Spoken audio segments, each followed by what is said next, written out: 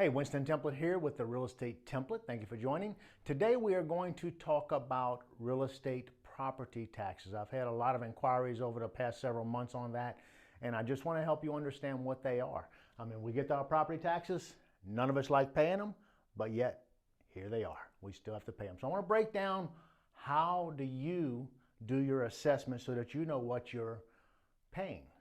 A lot of people that listen to our videos are real estate investors, and whenever they go out and buy a new property, they use the old tax assessments on their property, not realizing that when they buy their property is actually going to be reassessed at the new purchase price.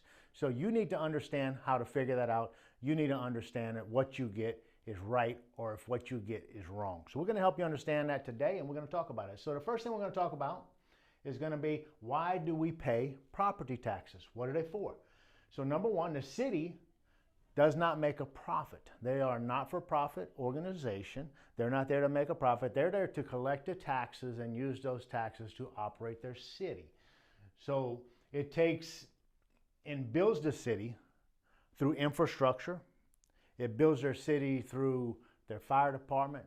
It builds their city through their police department. It builds the city through parks and recreation and giving you community places that you can take your family and things that you can do with your family throughout the community. All that costs money, and that is supported through your property taxes. So right here, I just have a small list. I talk about the full-time fire department and police department, and those are mostly paid by your tax. I'm not saying they don't get any extra income somewhere else, because they do, but a lot of that money comes from your city. Let's talk about schools, because you don't see schools listed on my list right here. Where we live, all of our school taxes are collected through the county. So the county takes the taxes from you. And I think our county tax rate is like, I don't know, $2.62, $2.32, something like that. It's above $2.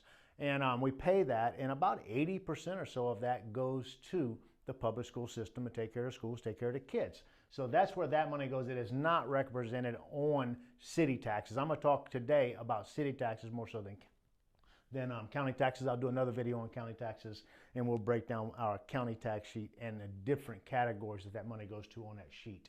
So we talked about all of the infrastructure in our city. That's what it takes. We got somebody that's going to drive down the road, and they're gonna cut all the branches off of the side of the trees on the side of your road. Those guys are paid by the city. Those guys are paid by your property taxes. We got somebody cleaning out your ditches. You see those machines that come by, and they got the long arms like a track hoe or something. They're going out and digging out the ditches, making them deeper, making them cleaner so they don't fill up with sediments. Those people are paid through tax dollars, through property tax dollars. So we got road maintenance, things done to our city halls paid to that right there. We built a new city hall. We got some grant money. Some of it came from the taxpayers though. All roadside maintenance. It's just money that is used to take care of our city. So now I want to talk about how the property taxes are calculated. And first thing we must know before we can find out how they're calculated is, what is the assessed value of the property? You go buy a new property, chances are the assessed value will be what you paid for it when you bought the property. Unless it's some ridiculously low amount of money, they're not going to accept that. They're going to evaluate it themselves. So that's one thing. So this is, I know it's out of proportion, but I want you to be able to see it. So the way this is showing a piece of property that I own at 65 McMurtry. This house, so you don't take it out of context, this house is about 4 years old, so it's not an old house, okay? My previous tax bill in 2022, that's this year right here, they did an assessment of that property at $198,300. So the city came in and they valued that property at $198,000. And I would say our last assessment was done in like 2017, 2018. At that particular point in time, that would have been a good assessment on that house. Today, no. We have went through some 20% appreciation years. We went through some 10% appreciation years. I mean, appreciation has been high. That property value went up. I know it went up. You know your property value went up. We all complain about it when we get it on our tax bill, but we know if we sold our house today, we would get twice what we got for the last 5 or 7 years. So that is just a cold hard fact. So they come in, they'll do an assessment, and we just went through a new assessment in the Robertson County part of the city that we live in, and they went up a pretty good bit, so we'll talk about that as we move on. So then right here, you're going to see assessment. So assessment value or assessment rate is going to be 25%. So what they're going to do is they're going to take the $198,000 and they're going to multiply that times 25%, and they're going to come up with $49,575. That is the assessment value that my property is going to be valued at. So my taxes are going to be paid off of $49,575, not $198,000. And if this was a commercial lot in our area, we pay 40% on commercial. So this is residential, so it's only going to be at 25%. And the city of Millersville has a tax rate right now, or it did, it just changed, or it's fixing to change. The tax rate was $1. So if you took the $49,000, you divided that by $100, because it's going to be $1 that you're going to pay per every $100 of value of your property. So we'll break this down so don't get confused and don't feel like you're getting lost yet as I'm talking. I'm talking through it, then we're going to talk through it again, and then we'll probably talk through it a third time. We're going to tell you what we're going to tell you, then we're going to tell you what we told you we were going to tell you, and then we're going to tell you what we told you. So we're going to break it down all three ways. So that they're using $1, and what takes a 25% of the $49,575, and they're going to say, okay, your taxes for this year is $496. They either round up or round down, whatever it takes to make that happen. So this is just your tax bill that you get. So when you get that tax bill at the end of the year and you say, I just don't even know what I'm looking at, this tells you what to look at. It's not hard. It's fairly simple, and things change. So that's what we're going to talk about on what changes. This dollar right now, because they just came in and did a new assessment, that assessment is going to make the property values more. So we're going to get into that, and we're going to talk about why the cities may or may not change that dollar. So the next thing we're going to talk about is, first we must see the assessed value of the property. According to our tax bill we just looked at, we went back to what we talked about. The assessment was done at 25%, and that assessment, the appraised value from the county was $198,300. We assessed that at 25%. That brought us to that second number we talked about, $49,575. So that is, just telling you what we said a second ago, that is how they calculate that $49,000. If you got questions, put them in the comments. I'll answer your questions, whatever you got, just let me know. We're going to go back to the tax bill, show you what we showed you, then I'm going to keep on moving. So we got the $49,575. We got a $1 tax rate. So if the tax rate is $1 per every 100 of assessed value, we would take the $49,575. We would divide that by 100, because it's every $100 that we're going to pay. That gives us, I got $495, but that's what that would be if you divided it by 100. I could take that dollar out. That would give you $495 of taxes. So we got the $49,575 divided by the $100, or 100, $495. Then the $495 times $1 is $495.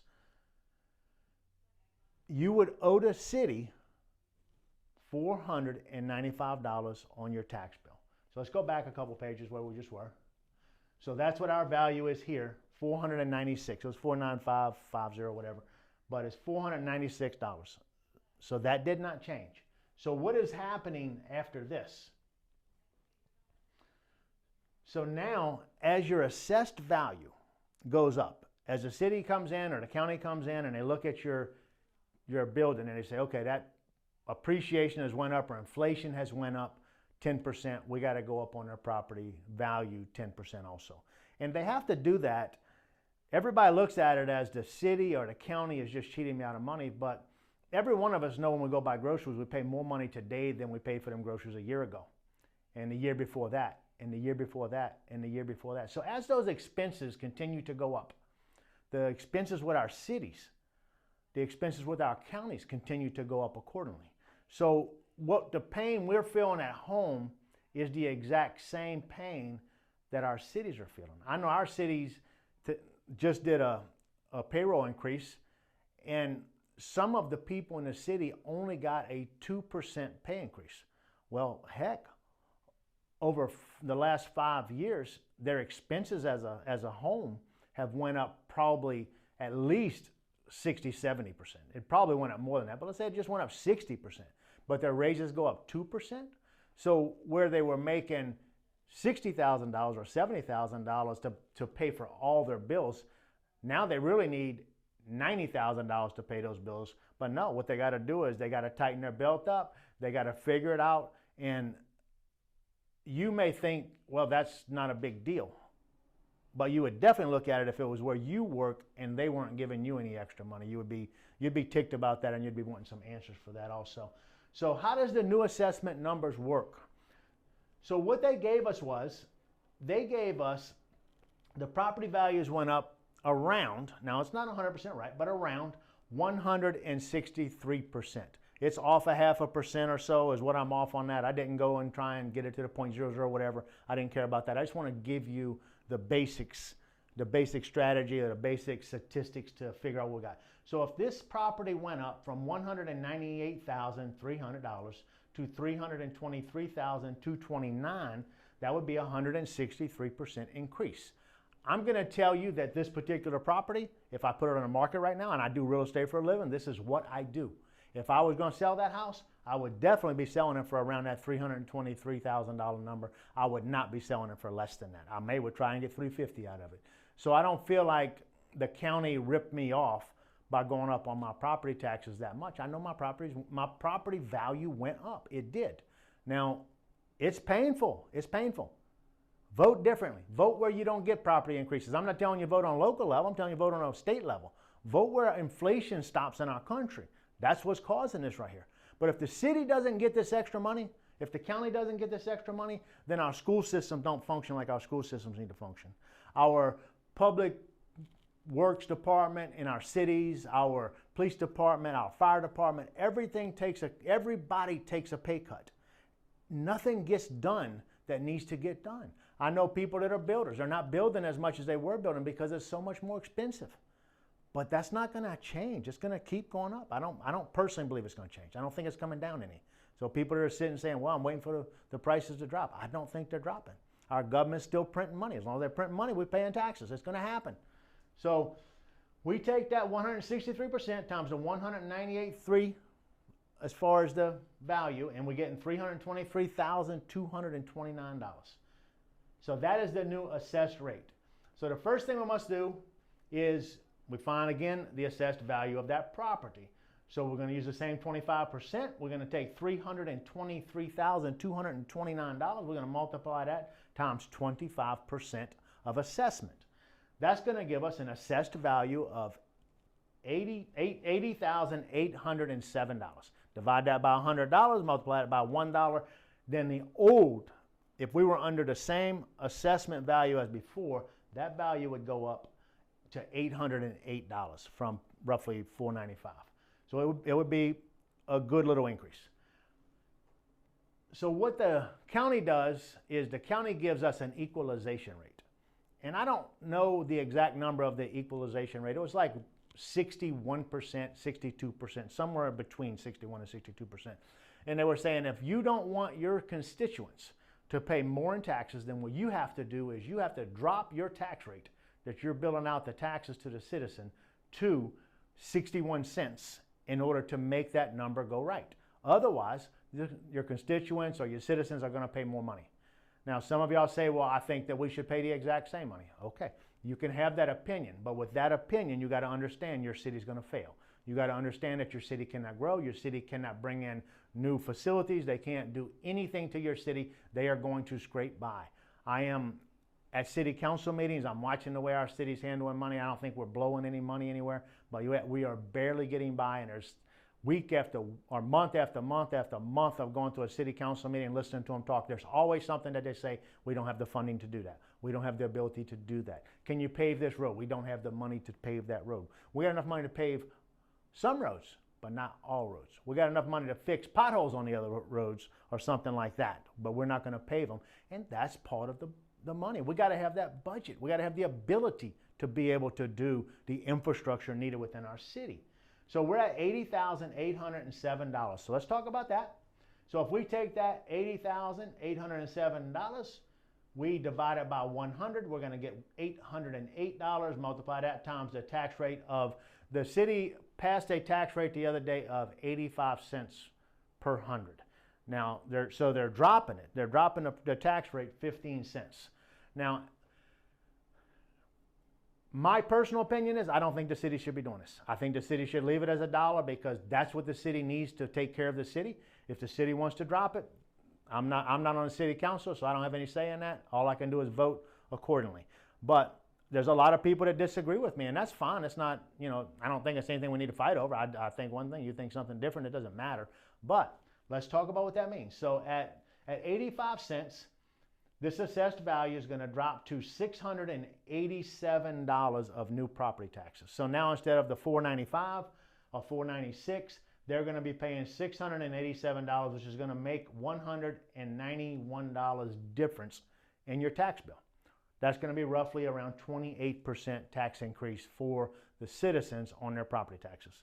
I don't know that I think $191 is a big deal to some people. I think most of us can cut back a little bit, and $191 doesn't affect us at all. It's not a big deal, but that's what the city's agreed on. So that's not changing according to the city. It's going to be $191. So if that tax increase comes in at $191, you're at a 28% increase. But what if they left it the same? What if they didn't change it? What if they did not change that number to 85 cents, but they left it at a $1? How does that help the city, and how much does it hurt the citizens of our city? Let's look at that. So if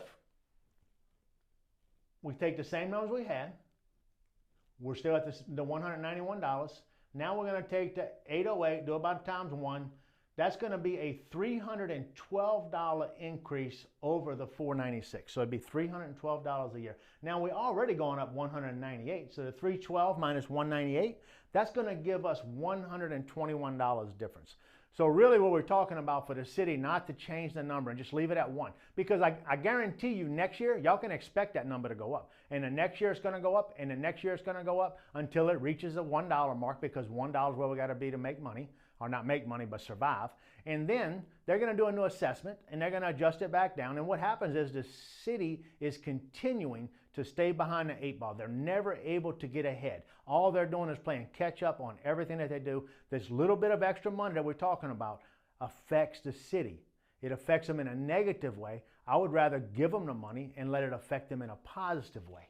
So $121 divided by 52 weeks comes to $2.32 a week. So really what we're talking about for the average homeowner, okay? And y'all can look at your tax base. This house was built, like I said, about 4 years ago. If you got an older house, it's probably assessed at a whole lot less than that. If it's not as bad as you think it is. So at $232 a week, is that going to kill anyone? I don't think so. You buy 2 candy bars a week, you done paid $232. You buy a cup of coffee at the grocery store, or well, the grocery store's got Starbucks. You can't buy a Starbucks for $2. But you go to the gas station, you can buy a cup of coffee for $2.50 or so. That's what it's going to cost you as a family a month, or a week. That doesn't sound like something that's detrimental to me.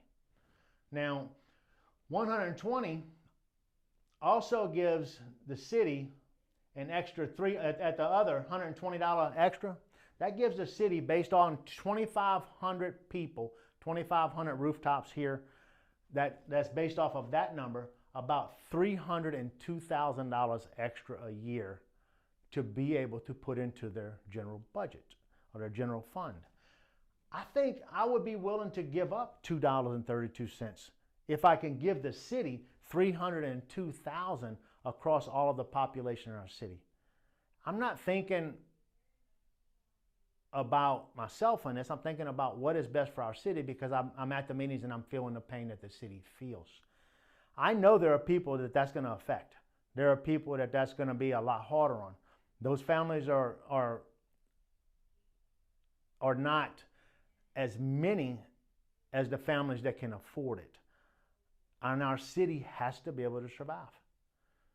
So that's basically my take on it. I would love to know what your thoughts are about what I'm talking about. Am I right? Am I wrong? How do you look at it? How do you view it? How do we fix the problem? I mean, I know in one area, certain families are hurting more than other families are hurting. How do we fix this? How do we do it where those families can still take care of themselves, but yet our city can survive as our city also? Because the more our city struggles, the more our city constituents, the people that live in our city, are going to feel that pain. And do we care? Do we care that the people in the city are feeling the pain and the anger? And I mean, it seems like the more we see things tighten up in our country, and the more diversity that comes in, the more trouble we have. Does that cause more trouble? Does it cause less trouble? I don't know. I'm just asking a question. And, you know, I would love you to make comments in the bottom of the video. I'd love to hear what you think, and you know, let the people know. What do we need to do? What do you think? I appreciate you watching the video. Please like it. Subscribe to the channel if you want to subscribe to the channel. We do all different facets of real estate investing, and do some stupid stuff every now and then also. It's just about trying to educate people on where we are as people, where we are as a community, where we are as a country. So thank you so much for watching the video, and appreciate your time.